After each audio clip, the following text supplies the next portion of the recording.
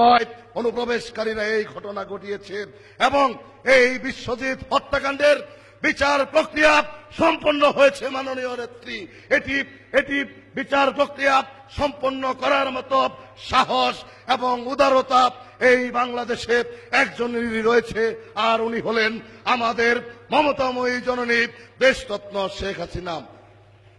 মাননীয় নেত্রী 1948 সালের 4 জানুয়ারি থেকে আজ অবধি পর্যন্ত এই দেশের সকল গণতান্ত্রিক আন্দোলনে নেতৃত্ব দিয়েছে বাংলাদেশ ছাত্রলীগ।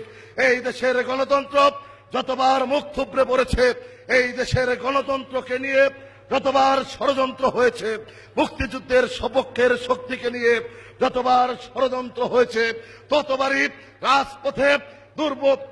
রাজপথে দুর্বার আন্দোলন গড়ে তুলেছে বাংলাদেশ ছাত্রলীগ। সংগ্রামী সাথী বন্ধুরা আমার, পিতা মুজিব জীবিত অবস্থায় পিতা মুজিবের ব্যানগার্ড হিসেবে পিতা মুজিবের চলার পথ প্রশস্ত রাখত বাংলাদেশ ছাত্রলীগ। পিতা মুজিবের অবর্তমানে পিতা মুজিবের কাজ সমাপ্ত করার লক্ষ্যে আপনার যে নিরলস পরিশ্রম, আপনার চলার পথ বাংলাদেশ ছাত্রলীগের সাবেক এবং বর্তমান নেতৃবৃন্দরা মসৃণ রাখার চেষ্টায় আমরা সব সময় লিপ্ত থেকেছি। কিন্তু মাননীয় নেত্রী, বাংলাদেশ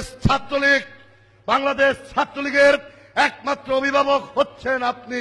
বাংলাদেশ ছাত্রলীগকে একমাত্র আপনি দেখভাল করে থাকেন, আমাদের কেউ নেই। মাননীয় নেত্রী, এটি শুধু কেন্দ্র নয়, এটি একটি জ্বালারও চিত্র। মাননীয় নেত্রী, ছাত্রলীগ অনেক নির্যাতনের শিকার, বিশদ বিবরণে যাব না। মাননীয় নেত্রী, আমরা কিছু কলম সন্ত্রাসেরও শিকার। মাননীয় নেত্রী, আমাদের কোনো দুঃখ নেই।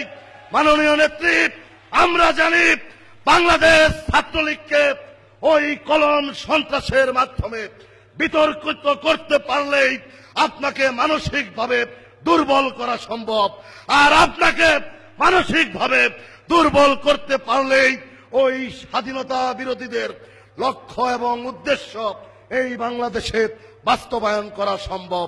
মাননীয় নেত্রী, আমরা শতভাগ সফল হইনি। আজকে এই কমিটির যতটুকু সফলতা রয়েছে তা দিয়ে দিলাম বাংলাদেশের তৃণমূল পর্যায়ের নেতাকর্মীদের, আর যতটুকু ব্যর্থতা রয়েছে আমরা দুই ভাই মাথা পেতে নিলাম। মাননীয় নেত্রী, অনেক কথাই বলতে মনে চায়। মাননীয় নেত্রী, 5ই জানুয়ারির নির্বাচনের পূর্বে ছাত্রলীগের প্রত্যন্ত অঞ্চলের অনেক নেতাকর্মীরা ওই জামাত শিবিরের হাতে আক্রান্ত হয়ে ঢাকা মেডিকেল সহ সোহরাওয়ার্দী মেডিকেলে মৃত্যুর সাথে পাঞ্জা লড়েছে। মাননীয় নেত্রী, আপনি জানেন যুদ্ধাপরাধীদের বিচার প্রক্রিয়া নিশ্চিত করার লক্ষ্যে আমরা সাধারণ ছাত্রছাত্রীদের সাথে নিয়ে দুর্বার আন্দোলন গড়ে তুলেছিলাম এবং সেই আন্দোলন গড়ে তুলতে গিয়ে আমাদের প্রকৌশল বিশ্ববিদ্যালয়ের দ্বীপ সাতক্ষীরার মামুন সহ বাংলাদেশ ছাত্রলীগের 10 জন নেতাকর্মীকে হত্যা করেছে। মাননীয় নেত্রী, আপনি ছাড়া আমাদের পাশে কেউ দাঁড়ায়নি, আপনি ছাড়া কেউ আমাদের ছাত্রলীগের ওই আক্রান্ত বন্ধুদের পাশে ছুটে যায়নি। মাননীয় নেত্রী, ছাত্রলীগের সমালোচনা করার অধিকার সবার রয়েছে। ছাত্রলীগকে শাসন করার অধিকার কিন্তু একমাত্র আপনারই রয়েছে। মাননীয় নেত্রী, আমরা বিশ্বাস করি, আমরা পছন্দ করি দেশরত্ন শেখ হাসিনার বারান্দায় থাকতেই বাংলাদেশ ছাত্রলীগ পছন্দ করে। মাননীয় নেত্রী, আজকে বাংলাদেশ ছাত্রলীগের জাতীয় কাউন্সিল এসেছে। এই জাতীয় কাউন্সিলকে কেন্দ্র করে নেতৃত্বের প্রতিযোগিতা থাকবেই। উপমহাদেশের এই বৃহত্তম ছাত্র সংগঠন বাংলাদেশ ছাত্রলীগের সম্মেলন হবে, অবশ্যই নেতৃত্বের প্রতিযোগিতা থাকবে। কিন্তু মাননীয় নেত্রী, আপনি খেয়াল রাখবেন এবং আমি বিশ্বাস করি আপনি খেয়াল রেখেছেন, আমাদের এই ছাত্রলীগের ঐক্যবদ্ধ পরিবারকে বিভেদ সৃষ্টি করার জন্য এই অনুপ্রবেশকারীরা এই নেতৃত্বের প্রতিযোগিতার মুহূর্তের সময়টিকে কাজে লাগানোর জন্য তারা গণমাধ্যমে নেতিবাচক সংবাদ উপস্থাপনের খেলায় তারা মত্ত হয়ে উঠেছে। মাননীয় নেত্রী, আমাদের কোনো দুঃখ নেই। মাননীয় নেত্রী, আজকে আমি এখানে বক্তব্য দিচ্ছি, বিদায় নিচ্ছি, এটি আল্লাহ এবং আপনার জন্য। মর্মান্তিক সড়ক দুর্ঘটনায় আমি আহত হয়েছিলাম। আমার পিতামাতার সাধ্য ছিল না দেশের বাইরে গিয়ে অপারেশন করিয়ে আমাকে সুস্থ করে তোলার। মাননীয় নেত্রী, আপনি করেছেন। আপনি আমাকে দ্বিতীয় জীবন দান করেছেন। মাননীয় নেত্রী, ছাত্রলীগকে নিয়ে যখন নেতিবাচক প্রচারণা, সবাই যখন ছাত্রলীগের বিরুদ্ধে কথা বলেছে, ছাত্রলীগকে প্রশ্নবিদ্ধ করার চেষ্টা করেছে, মাননীয় নেত্রী, আপনি আমাদের সাহস জুগিয়েছেন, আপনি আমাদের পাশে থেকেছেন। মাননীয় নেত্রী, আপনার কারণেই আজকে সুন্দরভাবে, সফলভাবে আমরা দায়িত্ব হস্তান্তর করতে পারছি। এর চাইতে আনন্দের এবং এর চাইতে সফলতার আর কোনো কিছু মানুষের জীবনে থাকতে পারে না। মাননীয় নেত্রী, আজকের সম্মেলনে আপনি গুরুত্বপূর্ণ বক্তব্য রাখবেন। আমরা এই 4 বছর চলার পথে আপনার সাথে যদি কোনো ভুল করে থাকি, আল্লাহর ওয়াস্তে মাননীয় নেত্রী, আপনি আমাদেরকে ক্ষমা করে দিবেন। পরিশেষে টেকনাফ থেকে তেতুলিয়া, রূপসা থেকে পাথরিয়া ছাত্রলীগের লক্ষ লক্ষ তৃণমূল পর্যায়ের নেতাকর্মীদের সাথে দায়িত্ব পালন করতে গিয়ে অনেক সময় বাজে ব্যবহার করেছি, কটূক্তি করেছি, ধমক দিয়ে কথা বলেছি।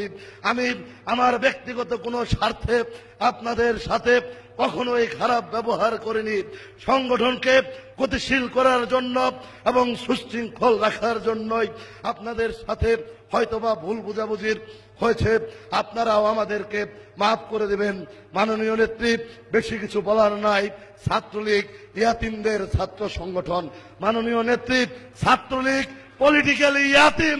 মাননীয় নেত্রী, ছাত্রলীগের সারা বছর কেউ কোনো খোঁজ রাখে না। মাননীয় নেত্রী, আপনি ছাড়া কেউ কোনো খোঁজ রাখে না।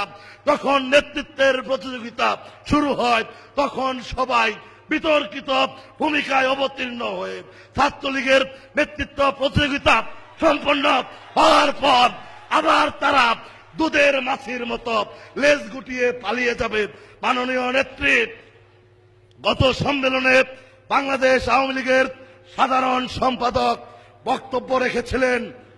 তার বক্তব্য আমার স্পষ্ট মনে আছে। আমি সেই সময় সহ সম্পাদক ছিলাম, আর আজ সাধারণ সম্পাদক। আশরাফ ভাইয়ের বক্তব্যে, সম্পূর্ণ বক্তব্যের পর তিনি একটি কথা বলেছিলেন, আমি সেটা মনে রেখেছি এবং সারা জীবন মনে রাখব।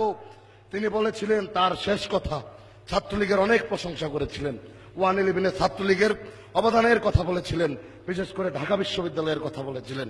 তিনি একটি বাক্য শেষে বলেছিলেন, তিনি শেষে একটি বাক্য বলেছিলেন, ছাত্রলীগ থেকে যেমন বীর সেনানীর জন্ম হয়, তেমনি আবার বিশ্বাসঘাতকেরও জন্ম হয়।